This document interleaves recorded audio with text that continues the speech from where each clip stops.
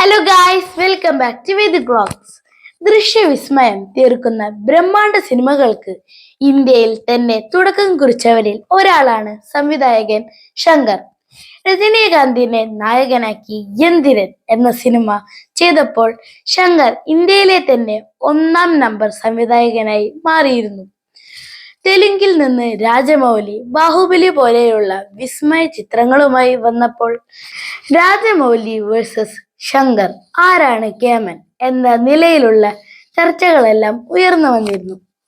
Baahubali, RRR എന്നീ ചിത്രങ്ങൾ രാജമൗലിയുടെ graph മുകളിലേക്ക് ഉയർത്തിയപ്പോൾ ഇന്ത്യൻ 2 നേടിയ കടുത്ത പരാജയം ശങ്കറിന് വലിയ തിരിച്ചടിയാണ് ഉണ്ടാക്കിയത്. ഗെയിം ചേഞ്ചറിന്റെ ട്രെയിലർ രാജമൗലി ലോഞ്ച് ചെയ്തപ്പോൾ ശങ്കർ അദ്ദേഹത്തെ ഇന്ത്യയുടെ അഭിമാനം എന്ന് വിശേഷിപ്പിച്ചിരുന്നു. അത് ഒരു സ്വയം തോൽവി സമ്മതിക്കലായി ചിലരെങ്കിലും കണക്കുകൂട്ടി.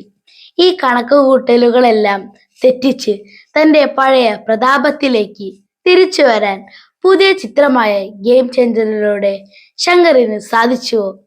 അതെ, ബ്രഹ്മാണ്ഡ ദൃശ്യ വിസ്മയ ചിത്രങ്ങളുടെ കുലപതിയായ ശങ്കറിന്റെ ഏറ്റവും പുതിയ ചിത്രമായ ഗെയിം ചേഞ്ചർ എങ്ങനെയുണ്ട് എന്ന് നമുക്ക് നോക്കാം. നിങ്ങളുടെ മുമ്പിൽ ഈ കുട്ടി റിവ്യൂവുമായി വന്നിരിക്കുന്നത് ഞാൻ വേദിക് നിമൽ. ഒരു മാസ് പൊളിറ്റിക്കൽ എന്റർടൈനർ എന്ന ജോണറാണ് ഈ പടം. ശങ്കറിന്റെ തന്നെ മുൻ ചിത്രമായ മുതൽവാൻ ഒരു ദിവസത്തേക്ക് മുഖ്യമന്ത്രിയാവുന്ന ഒരാളുടെ കഥയാണ് പറഞ്ഞത്. ഇതിലും ഏറെക്കുറെ സമാനമായ കാര്യങ്ങളൊക്കെ തന്നെയാണ്. IAS പൊളിറ്റിക്കൽ ഫൈറ്റ്സ് ഒക്കെ മേമ്പൊടിയായി എടുത്തു വെച്ചിട്ടുണ്ട്. മികച്ച ഒരു തിരക്കഥയില്ലാത്തതാണ് ചിത്രത്തിന്റെ പ്രധാന പോരായ്മ.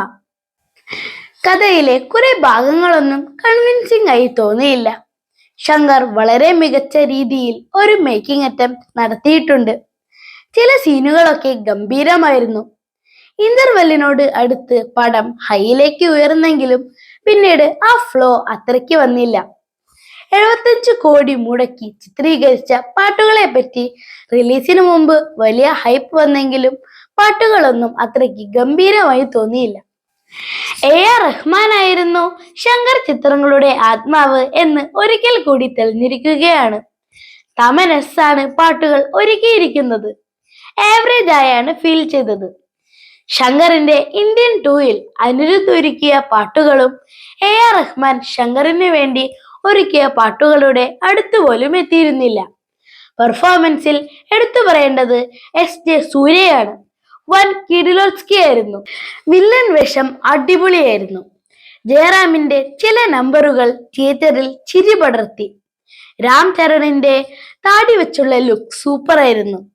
2 വർഷങ്ങൾക്ക് ശേഷം വന്ന രാം ചരൺ ചിത്രം അദ്ദേഹത്തിന്റെ കരിയറിൽ എന്തെങ്കിലും നല്ലത് ചെയ്യും എന്ന് എനിക്ക് തോന്നുന്നില്ല. കിയാറ അദ്വാനിയുടെ ഹീറോയിൻ വേഷത്തിന് ഒരു പ്രാധാന്യവുമില്ല. ചിത്രത്തിന്റെ തുടക്കം സീനുകളൊക്കെ നല്ല ലാഗായിരുന്നു.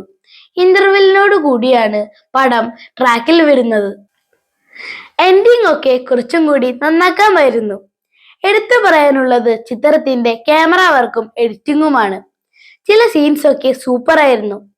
സുജാത എന്ന തമിഴിലെ എക്കാലത്തെയും മികച്ച തിരക്കഥാകൃത്തിനോടൊപ്പം ചെയ്ത ശങ്കർ സിനിമകൾ എല്ലാം വിജയങ്ങളായിരുന്നു. സുജാതയുടെ തിരക്കഥകൾ ആയിരുന്നു ശങ്കർ സിനിമകളുടെ നട്ടെല്ല് എന്ന് വേണമെങ്കിൽ പറയാം. എന്തു വന്നാലും ശങ്കറിന്റെ മേക്കിംഗ് സ്റ്റൈൽ ഇപ്പോഴും വൻ കിടു തന്നെയാണ്. ഒരു മികച്ച തിരക്കഥ കിട്ടിയാൽ അദ്ദേഹം വീണ്ടും ഒരു മികച്ച ബ്രഹ്മാണ്ഡ ചിത്രവുമായി തിരിച്ചു വരും എന്ന് തന്നെ പ്രതീക്ഷിക്കാം. മാസ് മസാല പൊളിറ്റിക്കൽ എന്റർടൈനേഴ്സ് ഇഷ്ടമുള്ളവർ ചിത്രം കണ്ടതിനു ശേഷം അഭിപ്രായം കമന്റ് ബോക്സിൽ രേഖപ്പെടുത്തുക. This is Vedic Nimal signing off. Bye bye.